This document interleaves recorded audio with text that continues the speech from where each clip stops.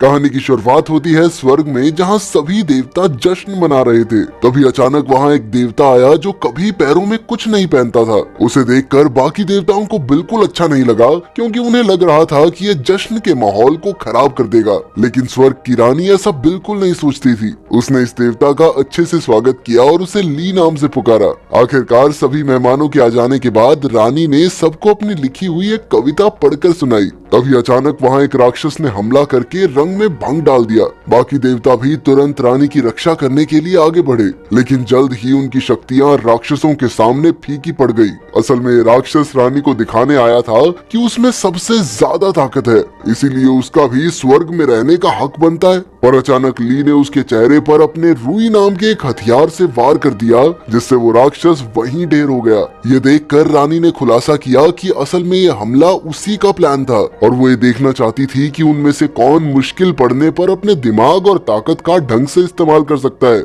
फिर रानी ने ली की खूब तारीफ की, क्योंकि वो हमला होने पर घबराया नहीं, बल्कि आखिर तक लड़कर राक्षस को हरा दिया। रानी ने खुश होकर उसे एक तोहफा दिया और फिर से जश्न शुरू हो गया। आखिरकार जब जश्न खत्म हुआ तो ली को कुछ अलग सा महसूस हुआ। उसने अपने रुई अस्त्र को फिर से निकाला ताकि अगर हमला हो तो वो खुद को बचा सके, पर उसकी लापरवाही की वजह से रुई उसके हाथ से फिसलकर धरती पर जा गिरा। ये देखकर ली बेहद घबरा गया, क्योंकि स्वर्ग के कानूनों के हिसाब से उनमें से किसी को भी धरती पर जाने की इजाजत नहीं थी। हालांकि इसके लिए उसे बहुत खतरनाक सजा मिल सकती थी, लेकिन फिर भी वो नीचे आ गया। धरती पर पहुंचकर उसकी मुलाकात पियान नाम की एक लड़की से हुई, जो एक पेड़ की टहनी पर अटकी हुई थी। ली ने उसे नीचे उतरने में मदद की और फिर पियान ने उसका शुक्रिया अदा किया। इसके बाद ली ने बताया कि वो स्वर्ग से उतरा हुआ एक देवता है, जिसका हथियार धरती पर गिर गया था। अब पियान ली को अपने गाँव के सरदार के पास ले गई ताकि वो ली की मदद कर सके। जब वो दोनों गाँव पहुँचे तो अचानक कुछ राक्षसों ने गाँव पर हमला कर दिया,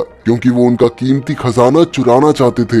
ये खजाना असल में एक जादुई चीज थी। अब ली भी पीछे नहीं हटा और उसने सभी राक्षसों का जमकर सामना किया। आखिरकार उसने एक राक्षसी मकड़ी को उसी के जालों में फंसाकर हरा दिया। इसके बाद ली ने एक बेहद ताकतवर राक्षस को हराया, जिसके शरीर की बदबू के सामने बड़े बड़े टिक नहीं पाते थे। आखिरकार गांव के सरदार और बाकी लोगों ने ली का जमकर स्वागत किया और उसके लिए खास एक पार्टी भी रखी। आखिरकार ली ने सरदार से उनके खजाने के बारे में पूछा तो उसने बताया कि कुछ महीने पहले आसमान से एक सुनहरी रोशनी आकर सीधा एक पहाड़ पर पड़ी। इसके बाद से गांव में शांति फैल गई और तभी से उन सब ने मिलकर इस खजाने की हिफाजत करने का फैसला किया। ये खजाना एक पहाड़ की चोटी पर मौजूद गुफा में था, जहां गांव वालों ने तरह तरह के जाल बिछाए थे ताकि राक्षस इस खजाने को चुरा न सके। ये सुनकर ली को यकीन हो गया कि ये उसके दिव्य हथियार रुई की बात कर रहे हैं। उसने सरदार से कहा कि ये खजाना उसका हथियार है और वो उसे वापस लेने ही जमीन पर आया है। ये सुनकर सब हक्के बक्के रह गए, पर सरदार ने कहा कि भाई तुम्हारी चीज है तो तुम्हें मिल जाएगी। पर सच तो ये था कि सरदार की खजाने को लौटाने की कोई नीयत नहीं थी, बल्कि उसने तो ली को पकड़कर जंजीरों से बांध दिया। ली ने बचने की कोशिश की, मगर उसे एक खास तरह की शराब पिलाई गई थी, जिससे देवता और राक्षस सबकी शक्तियाँ कमजोर हो जाती हैं। इसके बाद गांव वालों ने मिलकर ली पर बिजली गिराने के लिए एक पूजा शुरू की, पर अचानक आसमान से आग गिरी, जिससे कई लोगों के घर जल गए। सब तुरंत आग बुझाने भागे और तभी पियान ली के पास आई और कहा कि अगर वो राक्षसों से उसके गांव वालों की रक्षा करेगा तो वो खजाना ढूंढने में उसकी मदद कर सकती है। ली तुरंत मान गया और पियान ने उसकी जंजीरें खोल दी। इसके बाद वो दोनों उस पहाड़ी की ओर चले जहां खजाना छिपाया गया था। तभी कुछ गांव वाले उसके पीछे दौड़े, पर जब उन्होंने ली को पहाड़ के रास्ते पर देखा तो वो खुश हो गए, क्योंकि वहां के जाल से वो कभी जिंदा नहीं लौट सकता। उधर जब ली पहाड़ पर पहुंचा तो उसने अपनी शक्ति से अदृश्य जाल का पता लगाया, पर अचानक से उसका पैर दलदल में फंस गया और तब पियान ने उसकी जान बचाई। अब वो चलते चलते थक गए थे, इसीलिए एक नदी किनारे आराम करने लगे। पियान ने उससे पूछा कि वो जूते क्यों नहीं पहनता। तब ली ने बताया कि पिछले जन्म में वो एक इंसान था, पर उसके पैर काफी ज्यादा बड़े थे, जिस वजह से लोग उसके साथ बुरा बर्ताव करते। पर एक दिन चाओ नाम की एक छोटी लड़की उसके पास आई और उसकी दोस्त बन गई। एक दिन चाओ ली के साथ खेल रही थी कि अचानक से वो बहुत बीमार हो गई। तब उसके माँ बाप ने इस सब का इल्जाम ली पर लगाया और चाओ को उससे दूर कर दिया। कुछ दिन बाद ली चाओ के लिए खिलौना बना रहा था कि अचानक उसे महसूस हुआ कि गांव में एक भूकंप आने वाला है। वो तुरंत चाओ के घर गया और उसे उठाकर भागने लगा, पर अचानक उसे गांव वालों ने पकड़ लिया, क्योंकि उन्हें लग रहा था कि ली ने चाओ को अगवा किया है। उन सब ने मिलकर ली को इतना पीटा कि उसकी वहीं मौत हो गई। आखिरकार ली स्वर्ग पहुंचा, जहां स्वर्ग की रानी ली की अच्छाई देखकर बेहद खुश हुई। फिर उन्होंने ली के पैरों के साइज को आम इंसानों जितना करके उसे एक देवता बना दिया। पर देवता बनने के बाद भी ली ने जूते नहीं पहने, क्योंकि उसे नंगे पैर रहने की आदत हो चुकी थी। ली की कहानी सुनकर पियान ली के साथ आगे निकल पड़ी। आखिरकार वो उस गुफा तक पहुंच गए जहां कई जाल बिछाए गए थे। ली की शक्तियों की मदद से उन्होंने बड़ी आसानी से सभी जाल पार कर लिए और एक पुल तक आ पहुंचे, जहां अंत में खजाना छिपा था। अब ली ने जैसे ही पुल पर पैर रखा तो अचानक उसके शरीर को जोरदार धक्का लगा। असल में इस पुल पर जादुई घंटियां बंधी हुई थी, जिस वजह से ना देवता और ना ही राक्षस इस पुल को पार कर सकते हैं। तब पियान ने आगे होकर पुल पर बंधी हुई सारी घंटियां निकाली ताकि ली आगे बढ़ सके। अचानक से उसका पैर फिसल गया, क्योंकि पुल बहुत खतरनाक था, पर वो हिम्मत करके ऊपर आई। आखिरकार ली ने भी आसानी से पुल पार कर लिया और वो दोनों आगे बढ़ गए। जल्द ही ली और पियान को एक चीज मिली, जिसमें से एक सुनहरी रोशनी आ रही थी। तब ली को यकीन हो गया कि ये उसका हथियार रुई ही है। पर जब उसकी रोशनी हटी तो ली ने देखा कि ये रुई नहीं बल्कि एक सुनहरा अंडा था।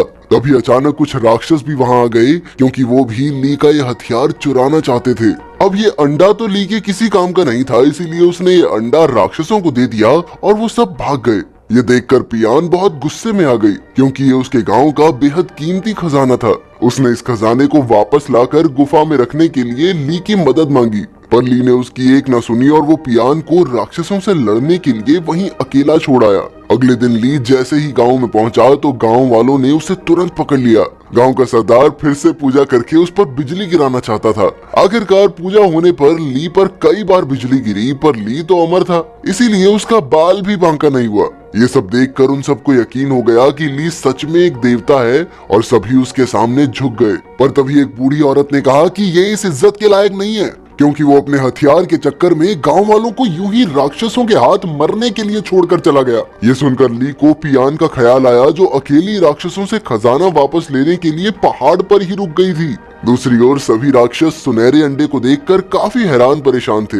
आखिरकार उन्होंने मुर्गी राक्षस को इस अंडे पर बैठने का हुक्म दिया, ताकि अंडे के अंदर जो भी है उसे बाहर निकाला जा सके। उसी वक्त पियान खुद भी एक बिल्ली राक्षस का भेष बनाकर राक्षसों के अड्डे पर आ पहुंची। फिर उसने बड़ी चालाकी से राक्षसों को फुद्दू बनाकर उनसे अंडा ले लिया। पर जैसे ही वो अंडा लेकर वहां से भागने लगी तो राक्षसों को पता चल गया कि पियान एक इंसान है। उन्होंने तुरंत पियान पर हमला कर दिया और वो उसे मौत के घाट उतारने ही वाले थे कि ऐन मौके पर ली ने वहां पहुंचकर पियान की जान बचाई। ली ने सभी राक्षसों की जमकर धुलाई की और आखिरकार खजाना लेकर वो दोनों गांव लौट आए। उन्हें देखकर सभी गांव वाले बेहद खुश हुए, क्योंकि खजाना सुरक्षित था। इसके बाद उन्होंने इस अंडे को खोलने के लिए पूजा शुरू की और जैसे ही अंडा टूटा तो अचानक उसमें से किंग नियाओ नाम का एक राक्षस निकला। ये वही राक्षस था जिसे ली ने स्वर्ग की पार्टी में हराया था। नियाओ ने बताया कि वो अकेला ऐसा राक्षस था जो स्वर्ग में रहता था और बाकी के देवता उसे हमेशा परेशान करते थे। जश्न के दौरान जब उसने उन पर हमला किया तो उसे लग रहा था कि सभी देवता एक जैसे होते हैं, इसीलिए उसने ली पर भी वार कर दिया। पर तब ली ने अपने हथियार रियू से हमला करके नियाओ को हरा दिया, जिससे वो सीधा धरती पर आ गिरा और एक बड़े से सुनहरे अंडे में बदल गया। जब गांव वालों को ये अंडा मिला तो उन्होंने सोचा कि ये उनके गांव की रक्षा करेगा, इसीलिए उन्होंने इस सुनहरे अंडे को संभाल कर रखा था। खैर अब नियाओ ने ली पर वार करके उसे गिरा दिया और बाकी गांव वालों पर हमला करके सब कुछ तहस नहस कर दिया। ली ने फिर से खड़े होकर नियाओ का सामना करने की कोशिश की, पर धरती पर आकर उसकी शक्तियां कम हो चुकी थी। अब नियाओ ली को जान से मारने ही वाला था कि अचानक पियान ने बीच में आकर वार अपने ऊपर ले लिया। ली को अंदाजा ही नहीं था कि पियान उसके लिए अपनी जान तक कुर्बान कर सकती है। जब पियान अपनी आखिरी सांसें गिन रही थी तो ली ने देखा कि उसके माथे पर रियू का निशान बना था। तब ली को एहसास हुआ कि पियान उसके हथियार रियू का ही रूप थी, जिसे वो कब से ढूंढ रहा था। असल में पिछले जन्म में ली के मरने के बाद चाओ बड़ी हो गई थी, पर उसकी बीमारी जानलेवा थी और आखिरकार उसकी मौत हो गई। उसने पूरी जिंदगी भगवान की पूजा में गुजारी थी, इसीलिए स्वर्ग की रानी ने खुश होकर उससे पूछा कि तुम अगले जन्म में क्या बनना चाहोगी। तब चाओ ने कहा कि चाहे उसे कुछ भी बना दो, पर वो हमेशा ली के साथ रहे। पर रानी ने ली को पहले ही देवता बना दिया था, इसीलिए रानी ने चाओ को ली का सबसे शक्तिशाली हथियार रियू बना दिया। आखिरकार पियान मरने के बाद फिर से रियू में बदल गई ताकि ली नियाओ का सामना कर सके। इसके बाद उन दोनों में भयानक युद्ध शुरू हो गया और आखिरकार ली ने रियू के वार से उसे हरा दिया। जल्द ही स्वर्ग की रानी बाकी देवताओं के साथ वहां आ गई और अब वो ली को सजा देने वाली थी क्योंकि ली बिना उसकी इजाजत के धरती पर आ गया। ली सजा के लिए तैयार हो गया पर तब सभी गांव वाले रानी के सामने झुक गए और उनसे ली को माफ करने की दरख्वास्त की क्योंकि ली ने उन्हें राक्षसों के आतंक से बचाया था। उनकी मिन्नतें सुनकर आखिरकार रानी मान गई और ली को माफ कर दिया। पर जब रानी नियाओ को सजा देने लगी तो ली ने उनसे दरख्वास्त की कि वो नियाओ को माफ करके एक मौका और दे ताकि वो अपनी गलतियों को सुधार सके। ये सुनकर रानी ने उसे भी माफ कर दिया और नियाओ की सांस में सांस आई। आखिरकार ली ने कुछ समय और उसी गांव में रहने का फैसला किया ताकि कोई भी राक्षस उन पर हमला न कर सके।